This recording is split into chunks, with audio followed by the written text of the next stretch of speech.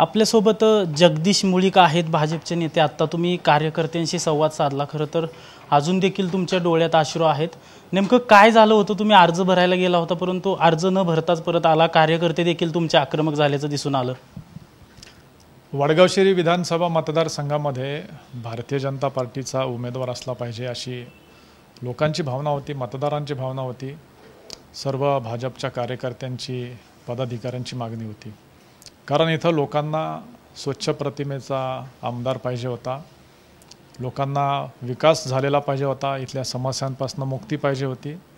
आणि त्या अनुषंगानं आम्ही ही जी मागणी आहे ती आमच्या वरिष्ठांच्या कानावरती घातली. वरिष्ठांशी सातत्यानं संपर्कात होतो. वरिष्ठांनी देखील सकारात्मक प्रतिसाद देऊन या गोष्टीची नोंद घेऊन वडगाव शहरातील नागरिकांचा कल पाहिला आणि सर्वेक्षणामध्ये देखील आपण जिंकत असल्याचं स्पष्ट झालं होतं. त्यामुळे इथं भारतीय जनता पार्टीचा अधिकृत उमेदवार म्हणून माझ्या नावाला त्यांनी पसंती दिली, मला उमेदवारी दिली. मला पक्षाचा अधिकृत AB फॉर्म दिला आणि AB फॉर्म आम्ही तिथं इलेक्शन निवडणूक कचेरीमध्ये फॉर्म भरत असताना आमचे वरिष्ठ नेते देवेंद्रजी फडणवीस साहेब यांचा फोन आला की फॉर्म भरण्याची जी प्रक्रिया आहे ती आपल्याला थांबवावी लागेल. त्या अनुषंगाने लगेचच आम्ही त्यांच्या आदेशाचं पालन केलं. फॉर्म भरत असताना फॉर्म भरणं थांबवलं. महायुतीमध्ये काही ठिकाणी अशाच पद्धतीच्या लढती झाल्याच्यानंतर थोडंसं तांत्रिक बिघाड होऊ शकतो अशी परिस्थिती तयार झाली होती. आणि शेवटी राष्ट्रहित, पक्षहित मानणारा मी व्यक्ती आहे. राष्ट्रहिताला सर्वोच्च प्राधान्य देणारा, पक्षहिताला प्राधान्य देणारा आणि नेत्यांचा आदेश मानणारा मी व्यक्ती आहे. त्या अनुषंगाने आम्ही लगेच फॉर्म भरत असताना फॉर्म भरण्याची प्रक्रिया बंद करून खाली आलो. त्यानंतर सर्व कार्यकर्ते तिथं जमले होते. कार्यकर्त्यांची इच्छा होती आपण लढलो पाहिजे, कारण लोकांमधनं रेटा होता, जनमताचा रेटा होता. परंतु मी शेवटी निष्ठावान कार्यकर्ता आहे भारतीय जनता पार्टीचा. पक्ष जो आदेश देईल त्या आदेशाला मी कायमच बांधील असणार आहे.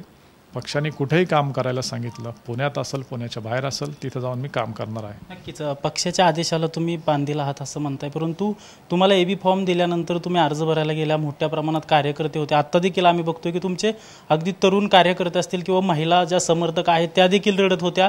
हा AB फॉर्म दिल्यामुळे, तुम्ही फॉर्म भरायला गेल्यामुळे कुठंतरी कार्यकर्त्यांच्या भावना दुखवल्या की आपण फॉर्म भरायला गेलो होतो परंतु फॉर्म का भरला गेला नाही?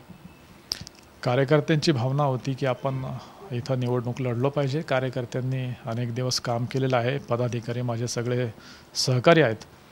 त्यांनी अनेक दिवस ह्या निवडणुकीच्या दृष्टीनं काम केलं आहे. लोकांमध्ये जाऊन त्यांची सेवा केलेली आहे. लोकांचे प्रश्न सोडवण्यासाठी कायमच झटत असतात. आणि त्यांचा एक भाऊ म्हणून, महिलांचा भाऊ किंवा माझ्या सगळ्या सहकाऱ्यांचा भाऊ म्हणून त्यांच्या मनामध्ये माझ्याविषयी एक स्थान आहे. तसंच माझ्या मनामध्ये देखील त्यांच्याविषयी एक स्थान आहे की आम्ही परिवार म्हणून या ठिकाणी काम करत असतो. केवळ पार्टी म्हणून नाही, तर हा परिवार म्हणून आम्ही काम करत असतो. आणि त्याच्यातनं त्यांच्या भावना सर्वांच्याच अनावर होत होत्या. लोकांच्या मनामध्ये, डोळ्यांमध्ये अश्रू येत होते, माता भगिनींच्या किंवा माझ्या सहकाऱ्यांच्या. हे नैसर्गिक आहे की अशा वेळेला जेव्हा आपण अचानक आपल्याला थांबावं लागतं आणि त्यावेळेला अशा भावना अनावर होतात, ते नैसर्गिक आहे. असं होणं साहजिक आहे. त्यांच्या भावना यातून बाहेर येत होत्या की आपण लढलं पाहिजे वगैरे ह्या प्रकारच्या. पण वरिष्ठांनी आपल्याला आश्वासित केलेलं आहे पुढच्या काळामध्ये आपण पक्षासाठी काम करू, जनतेसाठी काम करू. आणि भारतीय जनता पार्टीमध्ये आम्ही त्याग, समर्पण याला खूप महत्त्व देतो. आदेश जो असतो त्याला आम्ही बांधील असतो.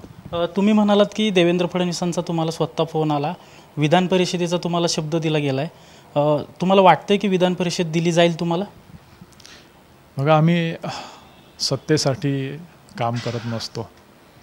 आमची संस्कृती आहे की सत्तेतनं लोकांचं हित करायचं असतं. सत्ता ही केवळ साधन आहे, सत्ता हे अंतिम ध्येय नाही आहे. आमदारच व्हायचं असतं तर आमदार होण्यासाठी मला अनेक ऑप्शन होते, बाकी पक्षांचे देखील निरोप होते. परंतु मी विचारांशी बांधील आहे. जर मला आमदार व्हायचं असतं तर इतर पक्षात जाऊन मी इलेक्शन लढवू शकलो असतो. पण मी कधी इतर पक्षाच्या नेत्यांना भेटलो नाही किंवा तसा विचार देखील केला नाही. भारतीय जनता पार्टीमध्ये राहायचं हा माझा निर्णय पहिल्यापासून पक्का आहे. आज 26 ते 28 वर्ष झालं मी इथं वडगाव शहरीमध्ये भारतीय जनता पार्टीचं काम करतो आहे.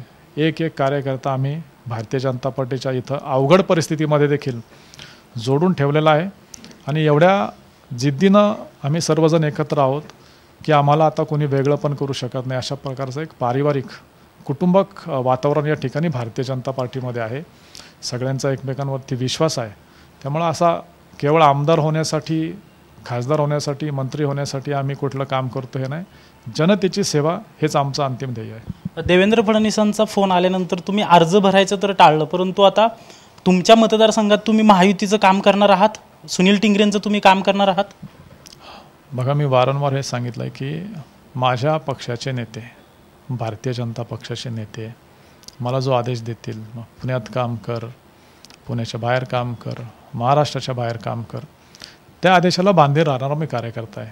त्यांनी उद्या जम्मू काश्मीरमध्ये काम करायला सांगितलं, तिथं जाऊन काम करेल. सुनील टिंगरेंचं तुम्ही आणि तुमचे कार्यकर्ते काम करतील असं वाटते तुम्हाला? म्हणजे कार्यकर्ते भावनिक झाले होते, आक्रमक देखील झाले होते. सुनील टिंगरेंचं तुमचे कार्यकर्ते काम करतील असं वाटतं?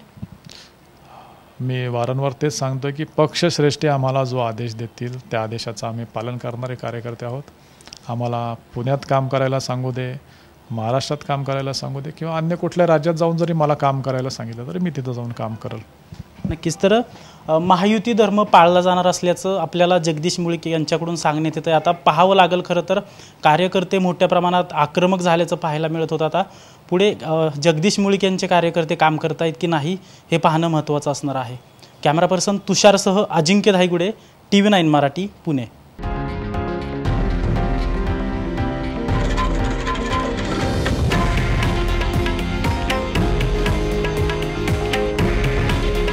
हे आहे देशातील नंबर 1 न्यूज नेटवर्क आणि आपण पाहत आहात TV9 मराठी. काळजी तुमची, हित महाराष्ट्राचं.